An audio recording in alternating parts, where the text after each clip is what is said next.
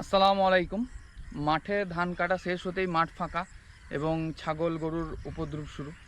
এটা মানে তাদের কাছ থেকে হয় যারা এই বাড়ির কাজকর্মের পাশাপাশি দু একটা করে গরু ছাগল পালে, তারা চাষেরও খেয়াল রাখে না এবং মানে ছাগলেরও খেয়াল রাখে না, জাস্ট বাড়ি থেকে ছেড়ে দেয়। এখন যেহেতু মাঠ ফাঁকা, তো আমাদের এই সমাজে সব রকম মানুষ নিয়েই থাকতে হবে, তো কিছু করার নাই। তো এখন আপনাদেরকে দেখাই কি পরিমাণ নষ্ট করেছে। তো আমি এখানে কিছু ঝিঙের প্রজেক্টের সাথেই ঘরে খাওয়ার জন্য ভেন্ডি এবং পুঁই শাক লাগানো হয়েছিল, খুব সুন্দর হয়েছিল মার্শাল্লাহ। অনেকদিন ধরেই ফসল তোলা চলছে, তো কী পরিমাণ নষ্ট করেছে। একদিনেই সমস্ত ডগ খেয়ে ফেলেছে, একদিনেই। তো এটা আপাতত এখন আমরা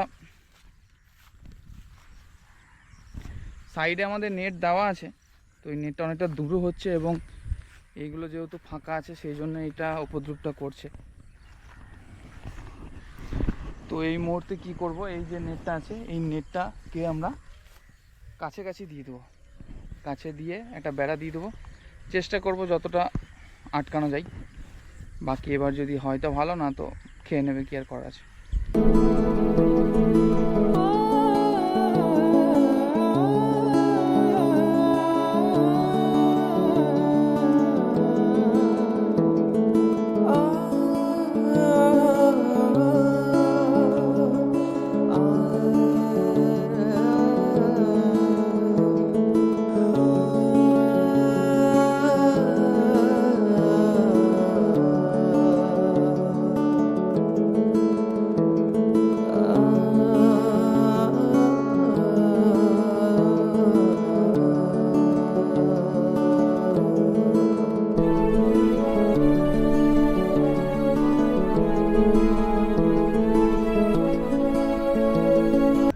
তো কাছাকাছি সুন্দর করে বেড়াটা দিয়ে দেওয়ার চেষ্টা করলাম, যতটা পারা যায় আটকানোর।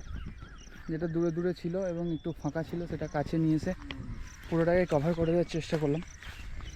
এবার বড় গরু যদি আসে সেক্ষেত্রে এ বেড়াও টিকবে না, ভেঙে দেবে। বাকি দেখা যাক কতদূর কী হয়। তবে এইটুকু সবজি থাকলেও বাড়ির খাবার খুব ভালোভাবে হয়ে যায় এবং আশেপাশের প্রতিবেশীদেরও দেওয়া যায়।